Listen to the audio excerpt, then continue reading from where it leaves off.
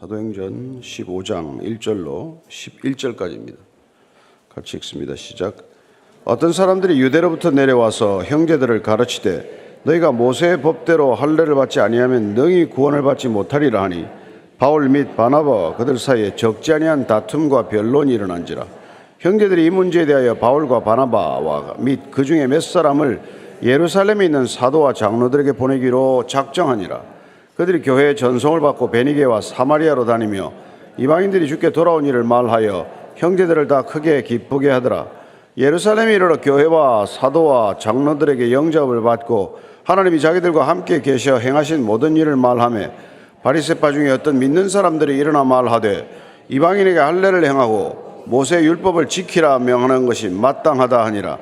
사도와 장로들이 이 일을 의논하러 모여 많은 변론이 있은 후에 베드로가 일어나 말하되 형제들아 너희도 알거니와 하나님이 이방인들로 내 입에서 복음의 말씀을 들어 믿게 하시려고 오래전부터 너희 가운데서 나를 택하시고 또 마음을 아시는 하나님이 우리에게와 같이 그들에게도 성령을 주어 증언하시고 믿음으로 그들의 마음을 깨끗이 하사 그들이나 우리나 차별하지 아니하셨느니라. 그런데 지금 너희가 어찌하여 하나님을 시험하여 우리 조상과 우리도 능히 매지 못하던 멍에를 제자들의 목에 두렸느냐. 그러나 우리는 그들이 우리와 동일하게 주 예수의 은혜로 구원받는 줄을 믿노라 하니라. 교회는 예수님의 교회입니다. 예수님께서 세우신 교회고 예수님의 머리가 되신 교회인데도 불구하고 교회가 사람이 많아지면 그러면 또 갈등이 일어나게 마련이죠.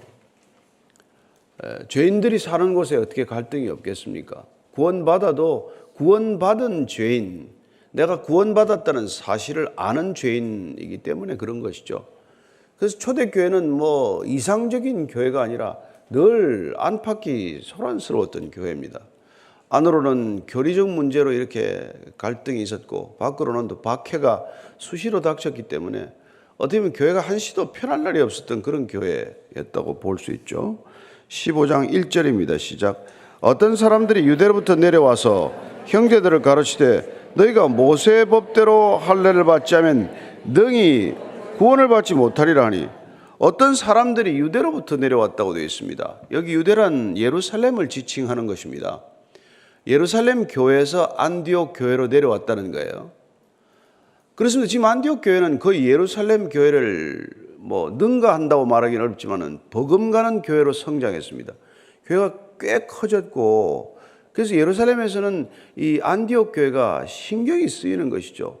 점점 구원받는 자의 숫자가 늘어나서 안디옥 교회가 급속히 성장한다고 하는데 과연 그 성장이 내실이 있느냐 혹은 또 돌아온 이방인들이 진정 참된 믿음 가운데로 잘 성장하고 있느냐 이런 것들을 이렇게 관심을 가지고 주목하게 되는 거죠.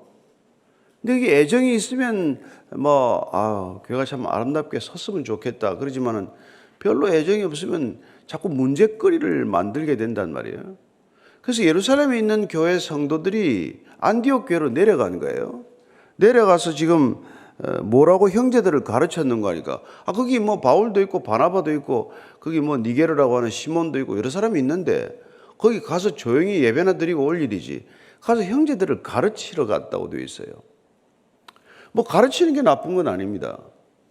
그러나 본인들이 가지고 있는 신앙적 교리를 배경이 다른 사람들에게 자꾸 가르친다는 이름으로 혼란을 초래한 것이 문제죠.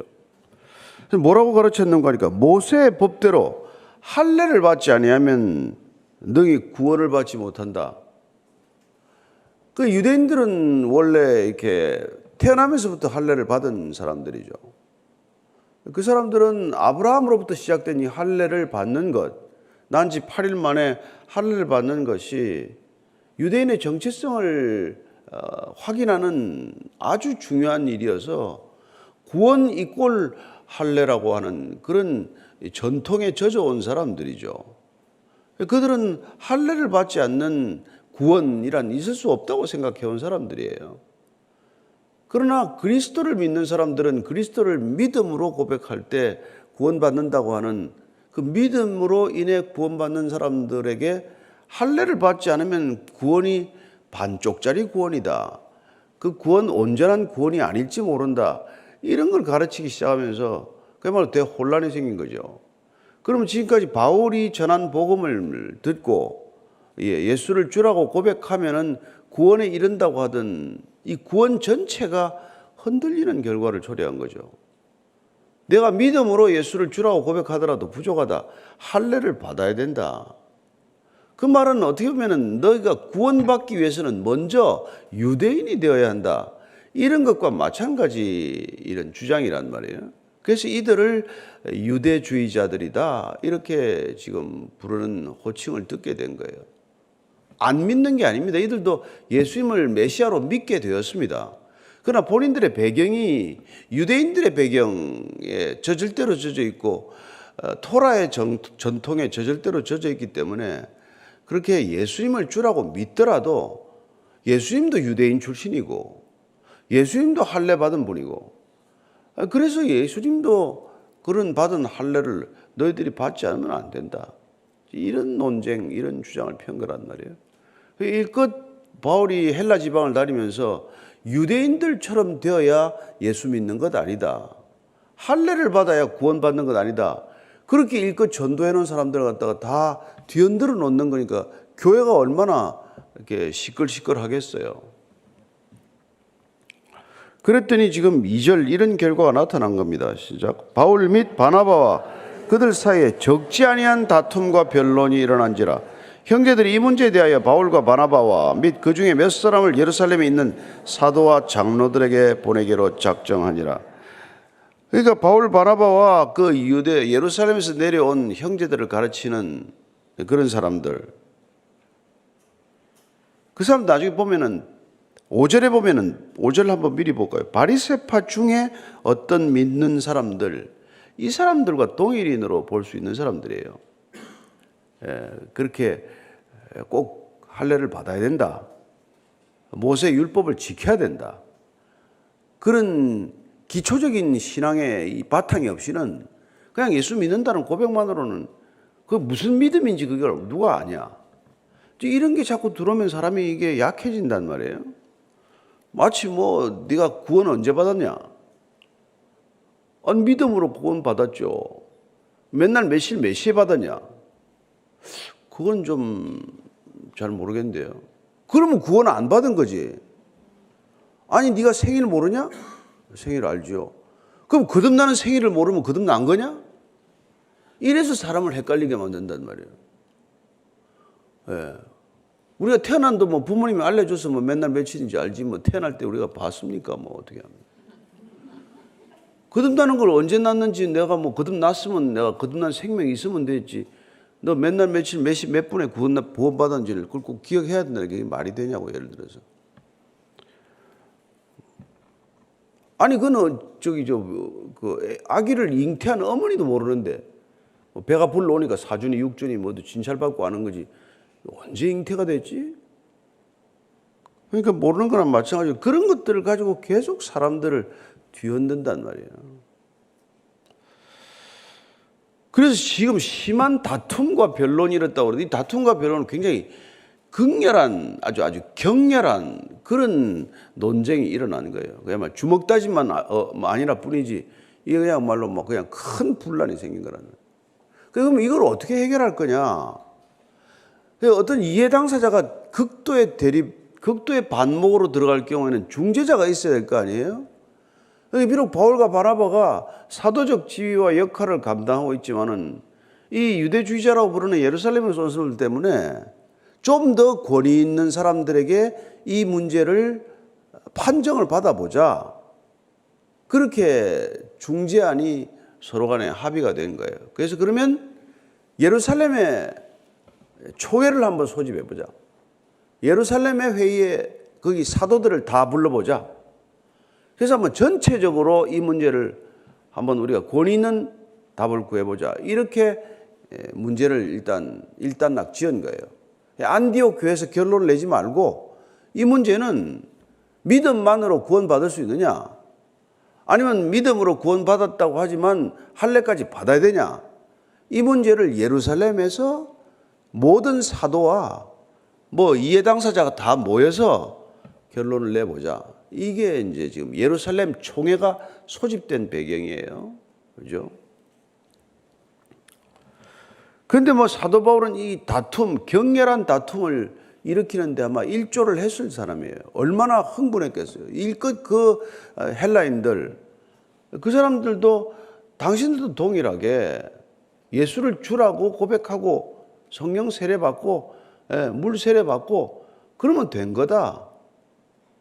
그래서 다들 그리스도인으로 개종을 시켜놨더니 할례를 받으라니, 할례에 대해서는 그냥 바울이 양보할 수가 없는 거예요. 왜 유대인처럼 만들려고 하냐 이거니까요. 그래서 여러분들 보면 로마서가 그 주제를 많이 다루고 있어요. 로마서 2장 25절 26절입니다. 시작. 내가 율법을 행하면 할례가 유익하나 만일 율법을 범하면 내 할례는 무할례가 되느니라. 그런즉 무할례자가 율법의 규례를 지키면 그 무할례를 할례와 같이 여길 것이 아니냐. 로마서라고 하는 로마 교회를 향한 그의 이 교리서는 이 문제에 대해서 아주 양보가 없어요. 자, 율법을 내가 지키면은 그러면 할례가 뭐 의미가 있지만은 내가 율법도 제대로 안 지키는 주제라면은 할례 그게 무슨 소용이 있냐? 그리고 할례 받지 않은 사람들이 율법을 지키면은 그러면 그 무할례라고 하지만 그게 할례 받은 거나 마찬가지지 뭐 그거 하냐? 오늘 여러분들이 이걸 바꿔서 어떻게 세례를 안 받고 교인이라고 하냐? 세례를 받고 네가 하는 일이나 말이나 행동이나 뭐 이거 하나도 세례 교인답지 않고 그리스도인답지 않으면 그 세례가 무슨 의미가 있냐? 비록 세례는 안 받았다고 하더라도 그리스도의 말씀대로 사는 사람이라면 어떻게 그 사람을 그리스도인이 아니라고 말할 수 있냐? 그래서 세례라는 게 믿음의 고백이긴 하지만 그걸 안 받았다고 해서 너는 교인이 아니다, 그리스도인이 아니라고 단정하거나 말해서는 안 된단 말이에요. 세례 받는 여러 가지 뭐 형편을 놓쳤기 때문에 못 받을 수도 있는 거지. 군대에서 뭐 초코파이 하나 때문에 팔려가지고 세례 받고 나서 뭐 아무 상관없이 살아놓고 나서 나는 세례 교인이라고 말하는 사람이 그게 무슨 의미가 있냐? 초코파이 2개 주면 또 딴 데 가서 캐톨릭에 갔다가 3개 주면 또 불당에 갔다가 그런 놈의 세례가 무슨 의미가 있냐라고 말하는 거나 마찬가지란 말이에요. 그래서 바울은 그 점에 있어서는 정말 뭐 일체 양보할 수가 없다는 거죠. 그런데도 거기서 끝내지 않고 예루살렘에 가서 우리가 한번 저걸 받아보자. 로마서 4장 11절에도 이렇게 돼 있어요. 아브라함에 관한 얘기를 한번 보자 그러면. 아브라함이 할례 받고 믿게 됐냐? 믿음의 표지로 하나님께서 그걸 인쳐 주신 거 아니냐? 그래서 11절입니다. 시작. 그가 할례 표를 받은 것은 무할례 시에 믿음으로 된 의를 인친 것이니 이는 무할례자로서 믿는 모든 자의 조상이 되어 그들도 의로 여기심을 얻게 하려 함이라.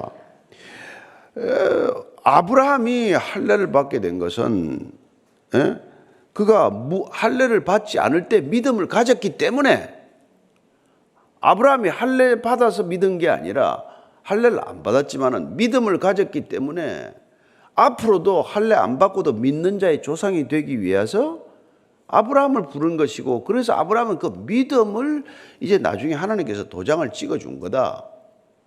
그러니 할례가 먼저냐 믿음이 먼저냐? 믿음으로 의롭게 되는 게 먼저냐 할례 받아 의롭다고 되는 게 먼저라고 말하는 게 그게 옳으냐? 뭐 당연한 논쟁인데도 불구하고 그게 그 당시 이렇게 소란스러운 논쟁이 되는 거예요. 그래서 그런 고린도전서 7장에 가면은요, 고린도전서 7장 18절 하나만 더 읽고 넘어가야 돼요. 18절 시작. 할례자로서 부르심을 받은 자가 있느냐?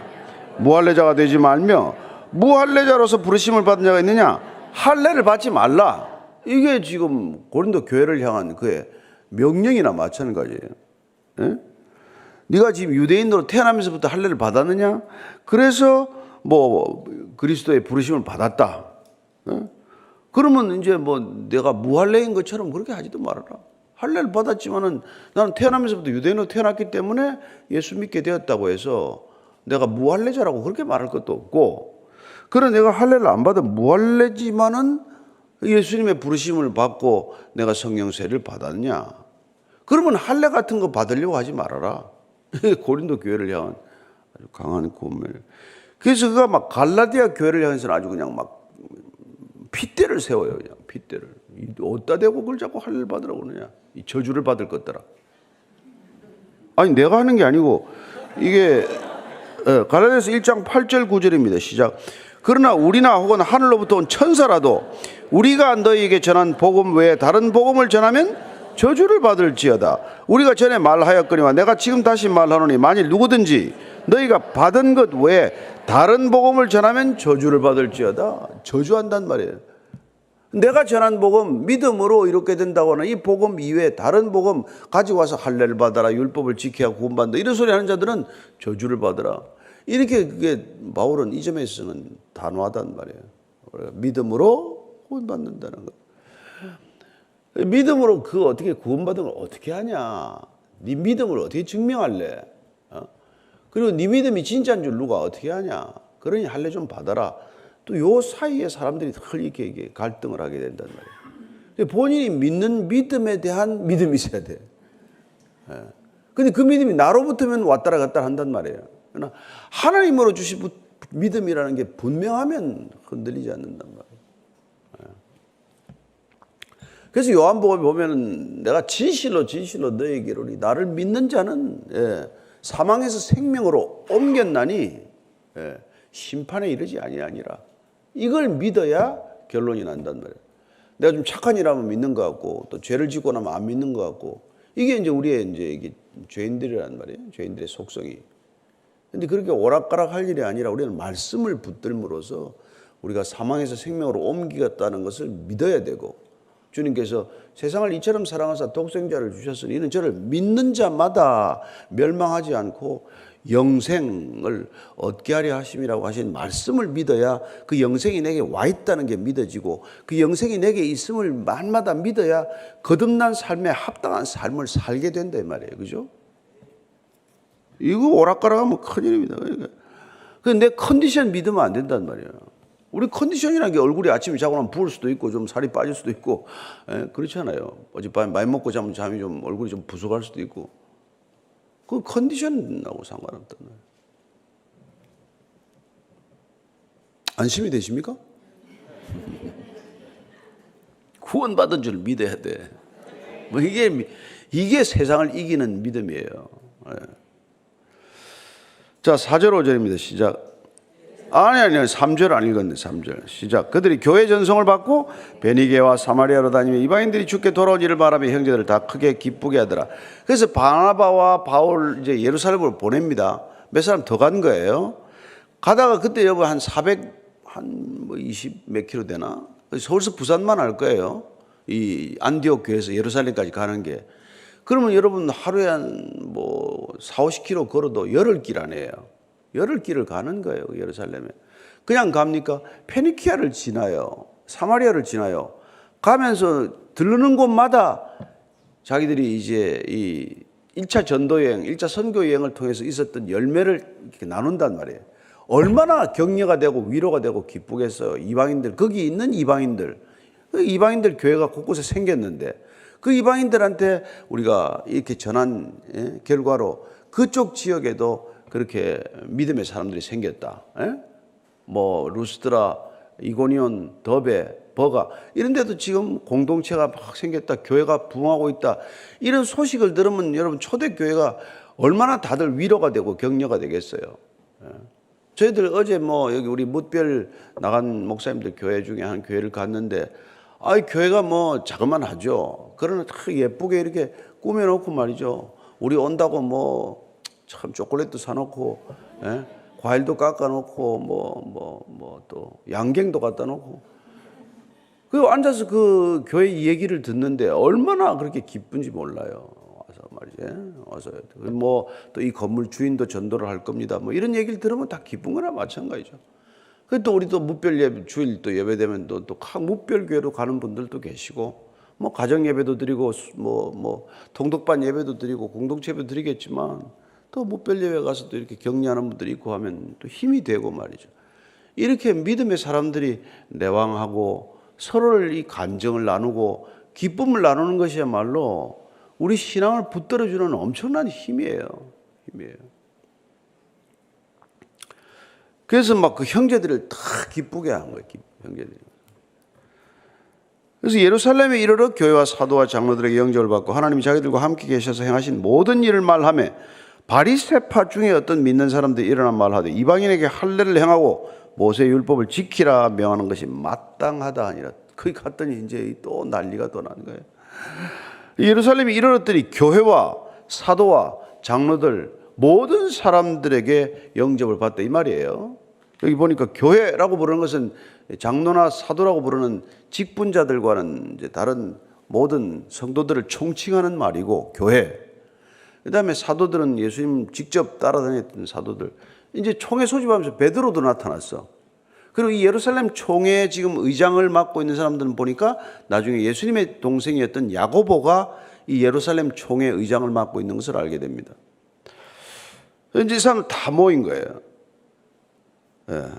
근데 그 중에 또 바리새파 중에서 어떤 믿는 사람들, 바리새인 출신인데 바리새인이면 대단하죠. 뭐 사람들 몇 되지도 않았으니까. 그 당시 한 5, 6천 명, 6천 명 좀 되는 바리새인들 중에서 이제 예수 믿는 사람이 생겼단 말이에요. 그럼 바리새인이면서 예수 믿을 수 있냐?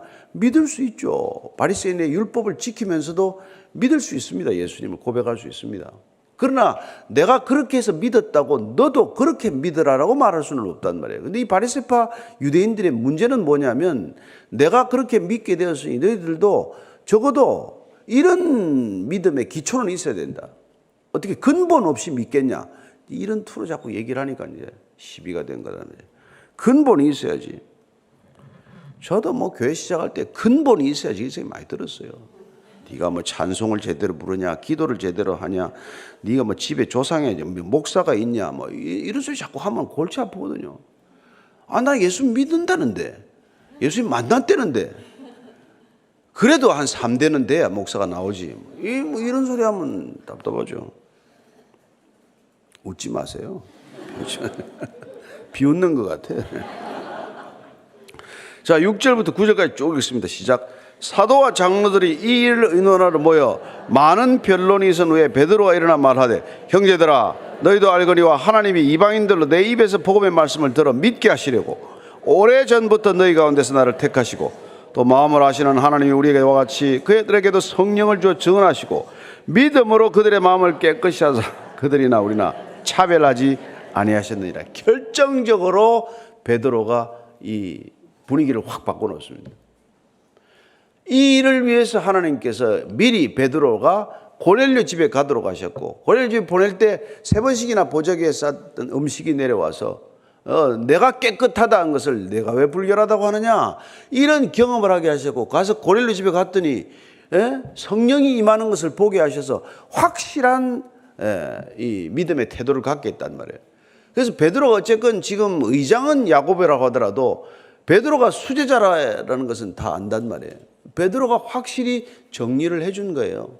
야, 유대 바리새인들 중에서 믿는 사람들한테 까불지 마라. 내가 보니까 이방인들도 할례 안 받아도 확실히 믿더라. 그리고 성령 세례가 임하는 것도 내가 봤다. 같이 간 사람도 있다. 이렇게 정리를 했단 말이에요. 그리고 우리의 마음을 아시는 하나님께서 그들만 성령만 주었을 뿐 아니라 마음을 깨끗하게 하셔서 그들이나 우리를 차별하지 아니하였다. 이게 중요하단 말이에요. 이 유대인들이 자꾸 할례를 받으라고 하는 것은 그들 안에 있는 차별의식이란 말이에요. 핵심이 차별이란 말이에요. 같이 예수 믿는데 난 네보다도 좀 더 나은 믿음이라고 자꾸 차별한단 말이에요. 차별은 죄인의 본성이에요. 세상의 본질입니다. 세상은 차별을 만들기 위해서 존재하는 곳이에요. 안 그래요? 무엇 때문에 그렇게 학력, 커리어 뭐 이런 걸 쌓습니까? 무엇 때문에 혈연, 지연, 학연을 그렇게 중요하게 생각을 합니까? 차별적 근거를 만드는 거란 말이에요. 모든 것을 차별의 근거로 만드는 게 세상이요. 모든 차별을 없애는 게 교회란 말이에요. 교회는 차별하지 않아요. 그럼 차별하지 않으면 차이를 인정하지 않느냐? 아니요. 남자와 여자의 차이를 인정합니다. 어른과 아이의 차이를 인정합니다. 그 차이를 차별적 근거로 삼지 않는다는 뜻이지 차이 자체를 부인하는 게 아니란 말이에요. 이게 포괄적인 차별금지법 이런 거는 진짜 악법 중에 악법이란 말이에요. 그거는 차이 부정법이에요. 차이 부정. 남자 여자 무슨 차이가 있냐? 뭐가 차이가 있어? 그런 거는 말도 안 되는 소리란 말이에요. 그건 세상을 어지럽게 하고자 하는 그냥 어리석은 책략에 불과할 뿐이란 말이에요. 차별금지법 이런 거는 말도 안 되는 소리 그냥 하는 거예요. 여러분, 차이는 언제나 존재합니다. 하나님은 그 차이를 인정하셔서 만물을 다르게 만드셨습니다. 만물이 다르게 된 이 차이야말로 다양성의 근원입니다. 이 다양성을 인정하는 것이야말로 우리가 살아가는 사회 삶의 기초입니다. 이것마저 부인한다는 것은 이 차별금지법이 아니라 차이 부정법이란 말이에요. 온 세상을 혼란스럽게 만들겠다는 것뿐이에요. 내가 오늘 기분이 난 여자네. 그럼 나는 여자 화장실 가. 이게 뭘 하겠다는 거예요, 도대체? 네? 아니, 자매가 뉴욕에서 한 번 나오셨는데, 애가 만삭이 돼서 병원에 갔는데 산부인과 의사가 당신의 성을 뭐라고 써야 됩니까? 무슨 그런 질문이 어딨냔 말이에요. 왜 뉴욕의 주법에서 성을 갖다가 31개로 구분을 했어요. 말이나 됩니까? 그런 짓들을 하겠다는 거예요. 아이고, 이거 흥분하면 안 되는데, 우리가 차분하게 대응해야 되는데. 정신 바짝 차리고 세상이 이렇게 흘러가고 있어요. 그러고는 성전환 수술 해가지고 남자가 여자로 해가지고 여자들 경기할 때 뛰어들어가가지고 동메달, 은메달, 금메달 다 따오고 말이죠. 그게 뭐 하자는 거예요 도대체? 참 말이다.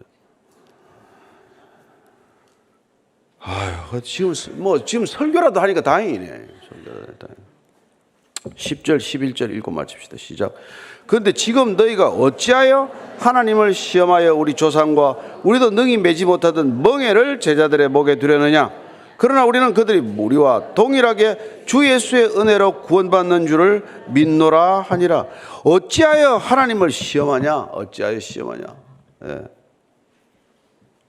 하나님께서도 받아준 사람들을 갖다가 왜 니네들이 차별함으로써 하나님을 자꾸 이렇게 시험하냐? 그리고 너희들 율법을 그렇게 중요하고 지키라는데 너희 율법 지켰냐? 너희들도 못 지킨 율법을 누구한테 지키라고 하냐? 할례 받고도 못 지킨 율법을 왜 할례 받고 지키라고 하냐? 너희들이 메었던 멍에를 왜 다른 사람들에게도 매라고 하느냐? 왜 멍에가 뭡니까? 소나 말에게 가두려고 통제하려고 생기는 나무 큰 막대기 아닙니까? 그걸 이제 종교적으로는 그게 우리가 지키지도 못하는 이 부담스러운 율법들을 멍에로 비유한 것이죠. 왜 너희들도 못 맸던 멍에, 메고도 하나도 제대로 가지도 못했던 그 멍에를 일껏 그렇게 사람들에게 매라고 하느냐? 주님께서는 내 말이 너희 안에 거하면 참내 제자가 되고 너희들이 진리를 알지니 진리가 너희를 자유케 하리라고 말씀하시는데 왜 부자유스럽게 만드느냐? 예? 또한 너희들이 수고하고 무거운 짐진 자들아 다 내게로 오라. 내가 너희를 쉬게 하리라. 예. 내 멍에는 가볍고 내 짐은 가볍고 내 멍에는 쉽다. 내게서 배우라. 그런 주님의 가르침을 받고도 왜 남에게 멍에를 무겁게 만들고 짐을 무겁게 지우고 주님 앞에 발 앞에 내려놓으라는데 그걸 다 갖고 와서 자꾸 힘들게 만드냐? 교회가 점점 갈수록 뭐가 많아지면 잘못 가고 있는 거란 말이에요. 예? 예, 사랑이 온전히 이루어지면 교회가 된 줄로 믿으시고 점점 그러면 율법 때문에 사랑이 적어지면 교회가 본질을 벗어났다는 것을 우리가 얼른 알아야 되는 것이죠. 그죠?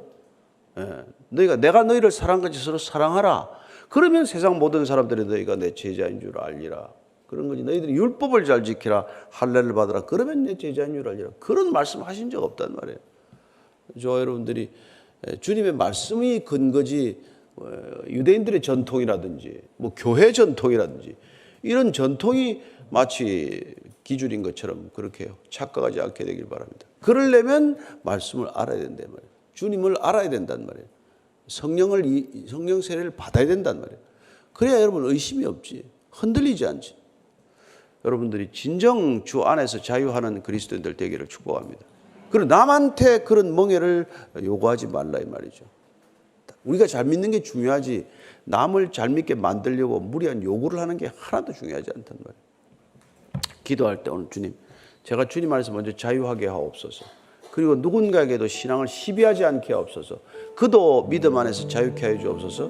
기도하겠습니다. 하나님 아버지, 정말 주님께서 우리를 멍에를 벗겨주려고 오셨습니다. 우리를 자유케 하기 위해 오셨습니다.